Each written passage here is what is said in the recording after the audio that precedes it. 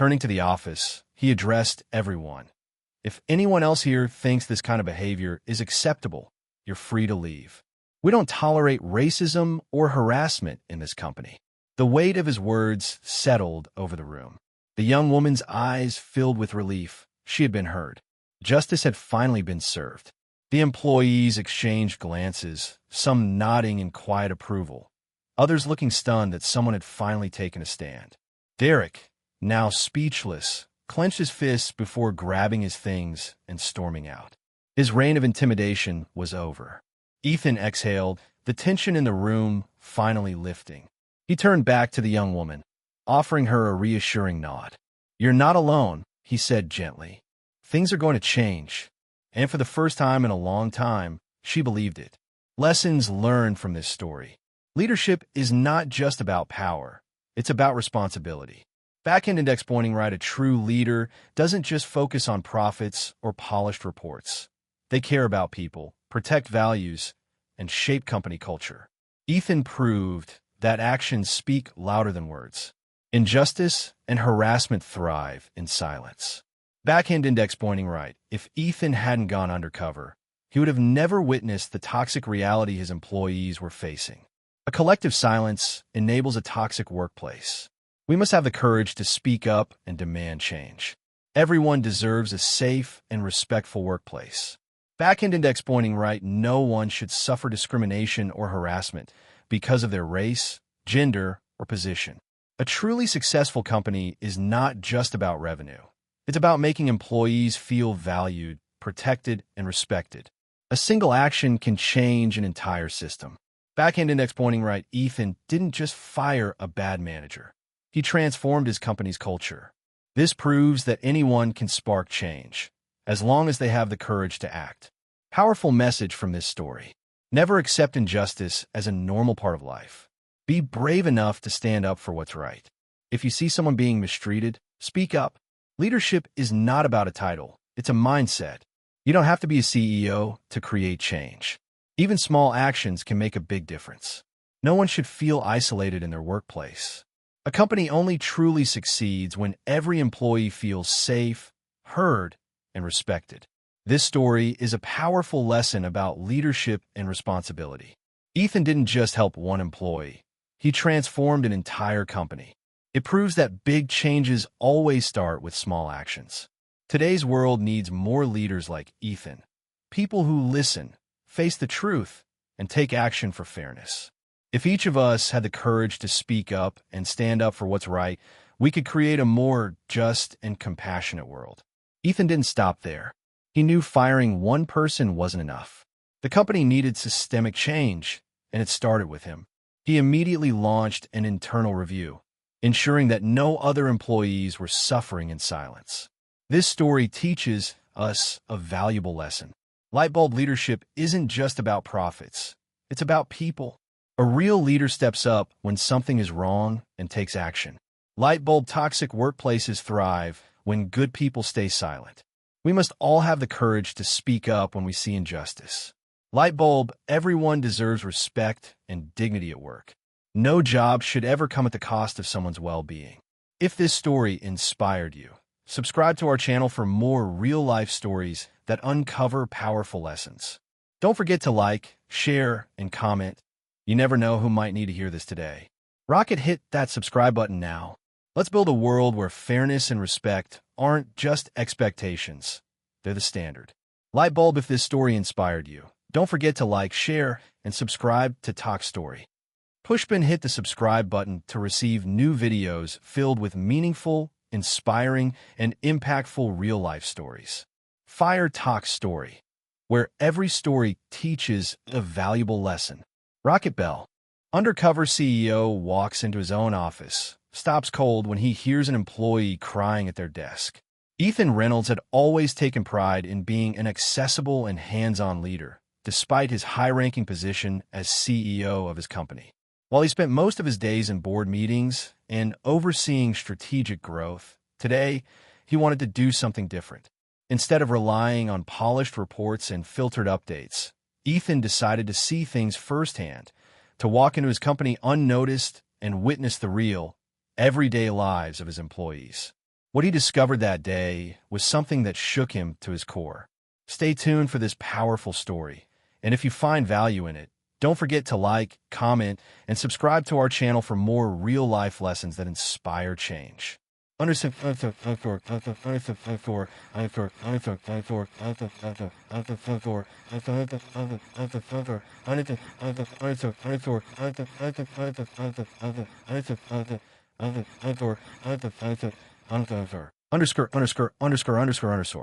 The CEO's secret mission. Without informing anyone, Ethan chose to visit one of the company's office floors, one that had been flagged for high turnover and growing concerns about workplace morale.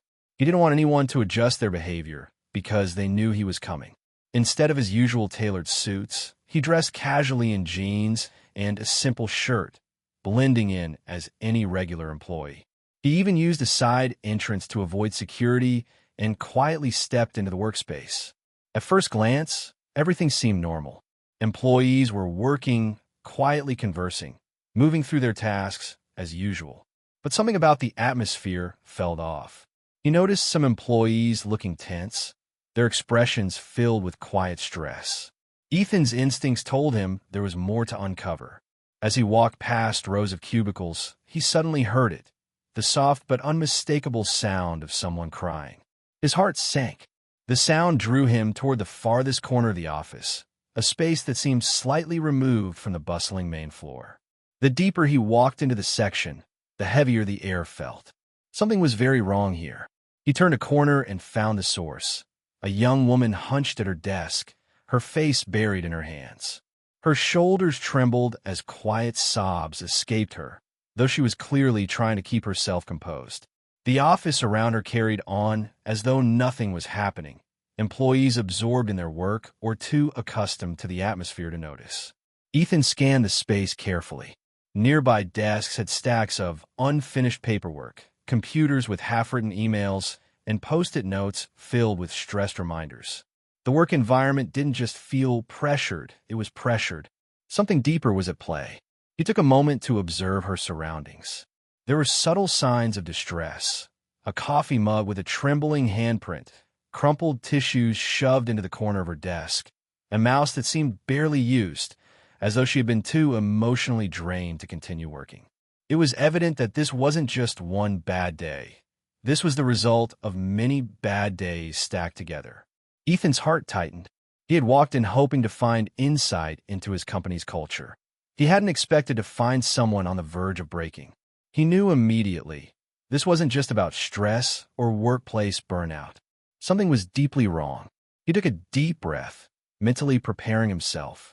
If he truly wanted to understand what was happening in his company, this was the moment to act. Undercover.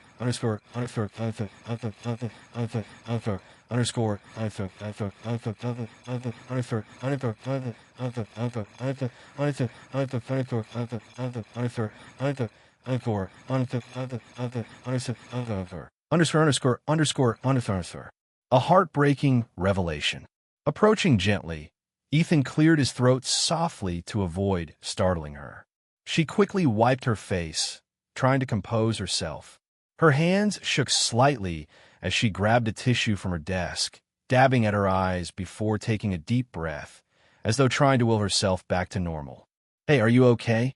he asked, his voice calm but filled with concern. She hesitated, her eyes darting around nervously, looking as if she was trying to gauge whether it was safe to answer honestly.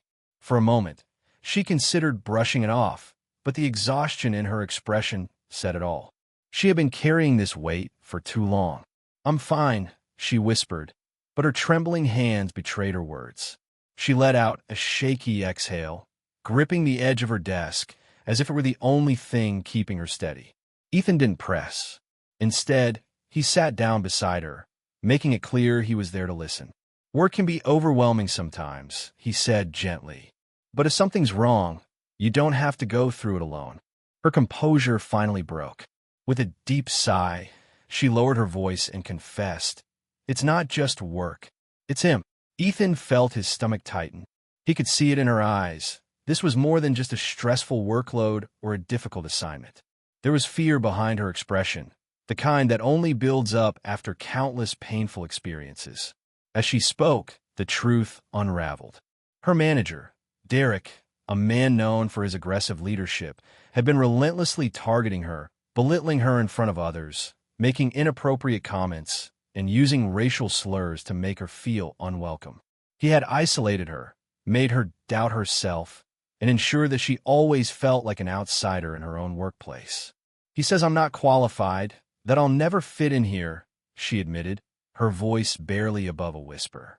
"I try to ignore it, but it gets worse every day." Ethan clenched his fists. This was more than workplace stress. This was clear racial harassment. He had heard rumors of employee dissatisfaction, but nothing had prepared him for this level of toxicity. Looking around, he realized something even worse. No one else was stepping in. They had either grown desensitized to it or were too afraid to challenge the manager. The company he had built, a place that was supposed to support its employees, had allowed this kind of culture to thrive. That realization filled him with anger. He took a deep breath, steadying himself. His instincts screamed at him to act, but he knew he needed to handle this the right way. His first priority was making sure she felt safe. His second priority? Ensuring that Derek never had the chance to do this to anyone else again. The office had gone silent around them. Ethan could sense that some employees were aware of what was happening, but no one was willing to intervene. The weight of complicity hung heavy in the air. He turned his attention back to the woman in front of him. "Has anyone else spoken up about this?" he asked. She hesitated before shaking her head. "No, people see it, but they don't say anything. And I don't blame them. He has power here." Ethan's jaw tightened. Not for long, he thought. Not anymore.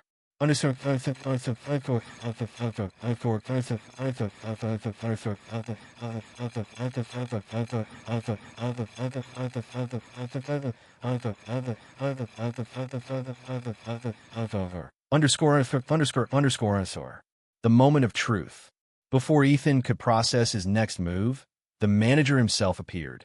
Derek, a middle-aged man with a smug expression, loomed over the young woman's desk, his voice dripping with condescension. His stance was firm, arms crossed as he towered over her, his gaze filled with superiority. "What are you crying about now?" he sneered. "If this job is too hard for you, maybe you don't belong here." Ethan froze in disbelief as the man openly mocked her, his voice callous and devoid of empathy. "You think we hired you out of pity?" Derek continued. "Let's be honest. People like you should be grateful to even have a job here." The air turned ice cold. The words weren't just cruel, they were racist. This wasn't leadership. This was abuse. Ethan's pulse pounded, anger rising as he watched the blatant harassment unfold before his eyes. As the young woman flinched and shrank in her chair, the room fell into a tense silence. Some employees glanced over, but quickly turned back to their work, afraid to intervene. It was clear that this wasn't the first time Derek had done this, and no one had dared to challenge him before. Ethan had seen enough. With purposeful steps, he walked straight toward them, his face unreadable. The employees in the room subtly shifted, sensing something was about to happen. "Enough," he said, his voice clear and firm, slicing through the tense air. Derek turned, eyes narrowing. He looked Ethan up and down, still unaware of who he was. "Who do you think you are?" Ethan held his ground, his eyes locked on Derek's. "I'm Ethan Reynolds," he said, his voice unwavering. "I'm the CEO of this company." Silence. For the first time, Derek looked uncertain. The arrogance in his expression faltered, his eyes widening slightly. The employees around them, who had been subtly eavesdropping, froze in shock. No one had realized their CEO had been there all along. Ethan let his words settle before continuing. "You've crossed the line," he said, his voice sharp with authority. "Your behavior is unacceptable. It won't be tolerated in this company. You're fired. Effective immediately." Derek's face drained of color. He stammered, trying to regain control. "You can't." "I can," Ethan interrupted. "And I just did."